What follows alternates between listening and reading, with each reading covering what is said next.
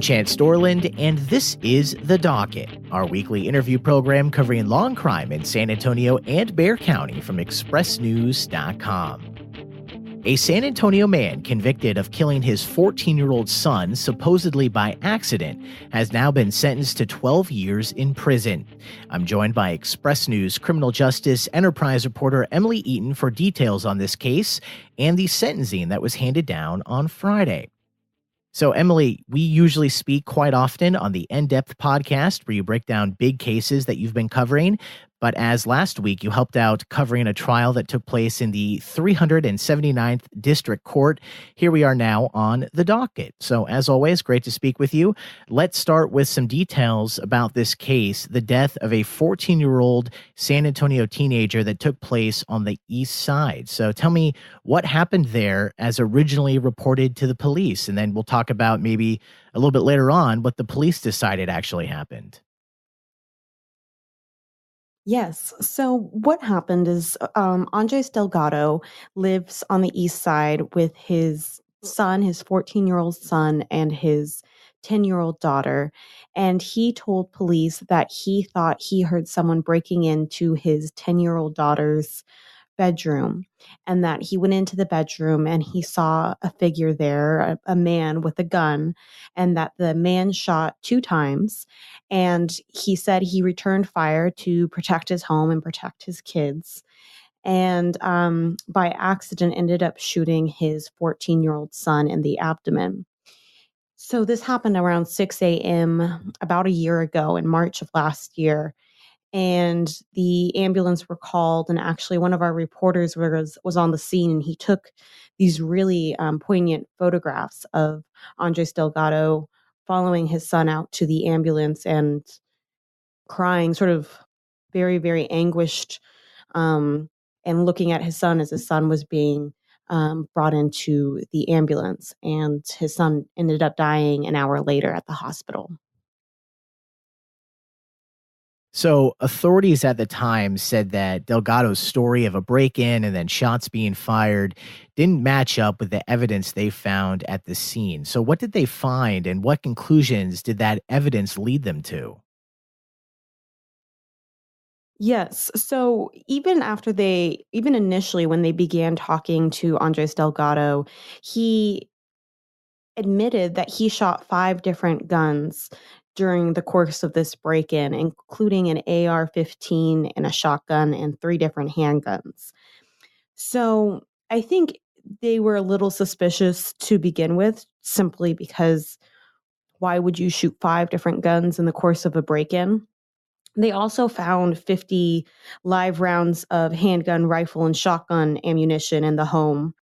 And then they spoke to Andres Delgado's father, who lived across the street, and he reported that he heard several gunshots coming from his son's house that morning, and that he went to check on the family and his son said everything was okay. So he returned home, and then moments later, more gunshots rang out. And at this point, this has been the son, who they called Little Andy, was shot and killed. So I think they were a little suspicious that there were so many gunshots, and that there was a pause in this gunfire where he had an exchange with his father and then continued shooting. So some disagreement on exactly what happened, but the end results, very unfortunate. Andres Delgado shot and killed his son. And then recently, the 45-year-old, he pleaded no contest in the death of his son. Then last week, the defense and prosecutors tried to sway Judge Ron Ronhell to either sentence the man to probation or the maximum sentence of 12 years. So I'm wondering, what were the arguments the two sides made? The defense attorney for Andres Delgado claimed that his client had PTSD from his time in a gang almost 20 years ago, maybe 15, 20 years ago. And he said that his client was shot at one point while he was a member of this gang, and that he suffered from PTSD as a result, in addition to paranoid characteristics and major depressive disorder, which is essentially depression. And so he claimed that there should be some leniency for his client because of these existing conditions, and that those likely led him, at least according to the lawyer, to shooting his son. Essentially, like, he was paranoid, he had PTSD, he didn't react like a normal person would react, and as a result, there should be some leniency for him. And he also claimed that his client had already suffered a great deal, and that he was completely anguished and upset that he had killed his own son. He said his client had begun going to Alcoholics Anonymous meetings to treat alcohol disorder, and also that he used cocaine quite frequently, and that he had been continuing to go to Narcotics Anonymous meetings as well. So he said all of those things in totality should be taken into consideration, and that the judge should give him probation. Now, on the other hand, the prosecutors said that a 12-year sentence, though the maximum allowed by law, is quite lenient, considering that Andres Delgado was responsible for killing his son. And they also pointed to the gang activity and said, look, this guy is a violent offender. He has a history, he has a criminal history, and there shouldn't be any leniency. He should get the whole 12 years. So that hearing where they decided what that final sentencing was going to be, it was filled by dozens of family members. I'm interested in what they had to say, because I believe there wasn't a unified voice from the family on this man's actions and what the consequences should be. That's correct, Chance. So there were dozens of family members there. And in fact, there was even a little bit of drama before the proceedings started.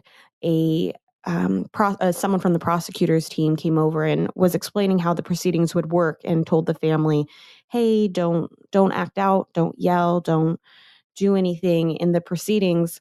And they said there won't be any problem for us, but we don't know about them over there, referring to some other family members. And these other family members began cursing at them and were escorted out of the courthouse before the judge even made it in the room. So there was a lot of tension, a lot of disagreement among family members. I think they were mainly unified in supporting each other, but they weren't sure the best consequence for this man, for their son, their brother, their uncle. So some family members said that he always had problems. That when he was in a gang members would come by the family home and they would shoot at the home. They said that they tried to intervene, but that nothing was effective, and that he was just a very, very angry person. And that while they still loved him, that they believed there needed to be consequences for his actions. They didn't specify what those consequences should be, but they were testifying on behalf of the prosecutors. So presumably they agreed to an extent with some type of prison term.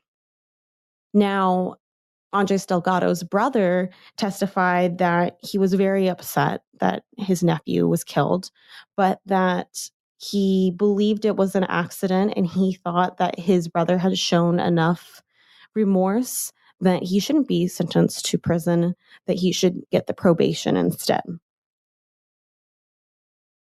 As we've already mentioned in today's episode, that final sentence was the max, 12 years for the death of this man's teenage son. I assume that means that Andres Delgado would be eligible for parole in about 6 years, when he's around the age of 51, as that's typically the case. Half the sentence means you're usually eligible for probation. Yes, that's correct. It's quite possible that he won't end up serving the whole 12-year term. And then finally, before we say goodbye, Emily, any final thoughts on this case? Yeah, Chance. I think this case really represents the complexity of family violence cases. It was a really, really sad hearing. You could tell how much this had torn apart the family. And Andres Delgado's mother was there, and you could tell that she didn't know who to support. Does she support her 14-year-old grandson who was killed while he was sleeping through no fault of his own, or does she support her son? And you know, it's just a very sad representation of how these crimes can tear up a family and how complicated it is for a family to grieve through a process like this. In fact, some of the people who testified against Andres Delgado, some of his family members, when the sentence was finally announced, they started weeping. And it wasn't really clear if they were weeping in joy or in sadness. I think they were just really, really upset regardless. There is no happy ending for these family members. It was a really sad case. It was a very interesting case, and I'm glad we got to highlight it here on the docket.